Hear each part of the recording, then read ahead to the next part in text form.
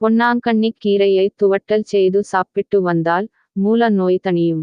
இந்த கீரையின் தைலத்தை தலைக்கு தேய்த்து குளித்து வந்தால் கண் நோய்கள் நெருங்காது. சமையலுக்கு கைக்குத்தல் அரிசியை பயன்படுத்துவது நல்லது. கைக்குத்தல் அரிசியில் நார்ச்சத்துக்கள் நிறைந்துள்ளன. ஸ்நாக்ஸ் சாப்பிடுவதை முற்றிலுமாக தவிர்க்க வேண்டும். அதற்கு பதிலாக தானியங்கள், முளைக்கட்டிய பயறு போன்றவற்றை சாப்பிடலாம். பப்பாளி பழங்கள் மிகவும் சத்து மிகுந்தவை. வாரம் ஒருமுறை பப்பாளி பழம் வாங்கி சாப்பிட்டு வந்தால் கண்களுக்கும் நல்லது. அதிக நாட்கள் உணவை ஃப்ரிட்ஜில் வைத்து சாப்பிடுவதை தவிர்க்க வேண்டும். அப்படி வைக்கப்பட்ட உணவுகளில் சத்துக்கள் குறைந்து விடுவதோடு உடல் ஆரோக்கியத்துக்கும் தீங்கினை ஏற்படுத்தும்.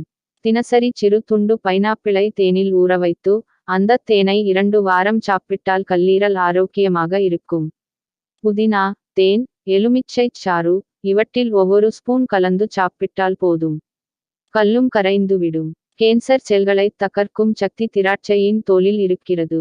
திராட்சை கொட்டைகளிலிருந்து பெறப்படும் மருந்துப் பொருட்கள் வைரஸ் எதிர்ப்பு சக்தியை பெரிதும் தூண்டுகின்றன. சர்க்கரையை, சீனி உங்கள் வாழ்க்கையிலிருந்து ஒழிக்க முடிந்தால் உடலின் எதிர்ப்பு சக்தியை எளிதில் வலுப்படுத்தலாம். உடம்பை குறைக்க ஒரே வழி உணவு கட்டுப்பாடும் நடைபயிற்சியும் தான். காந்தப்படுக்கை, பெல்ட், மாத்திரை போன்றவை உரிய பலனை தராது. பீட்டா காரோட்டீன்ஸ் அதிகமுள்ள உணவுகளை உண்பது இதயத்துக்கு நல்லது. குறிப்பாக கேரட், முட்டைக்கோஸ், சர்க்கரைவள்ளிக்கிழங்கு, அடர் பச்சை நிற கீரைகள் போன்றவை.